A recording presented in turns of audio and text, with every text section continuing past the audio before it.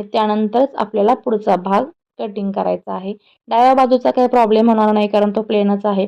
आता इथे सुद्धा मी ॲडजस्ट करून पाहते, उलटं सुलटं ॲडजस्टमेंट करून मी चेक करते. बऱ्याच वेळेला रिचेकिंग सुद्धा करते मी, की असं ठेवलं तर होईल का, तसं ठेवलं तर होईल का. कारण कसं आहे, हे आरी वर्कचं ब्लाऊज किंवा भरलेलं वर्कचं ब्लाऊज आहे, ते आपल्याला कुठेही चान्स नसतो, की कुठे थोडंसं इकडचं तिकडं व्हायला. कारण इतके कॉस्टली ह्याचे रेट्स असतात आणि एवढे पैसे देऊन आपल्या क्लायंटनी ह्या गोष्टी तयार करून आणलेल्या असतात आणि त्या जर आपल्या चुकीमुळे गडबड झाल्या तर आपल्याला सुद्धा त्याचं सॅटिस्फॅक्शन मिळत नाही आणि क्लायंट सुद्धा नाराज होतं. सो आपण आपलं काम अगदी चोखपणे केलेलं कधीही चांगलं.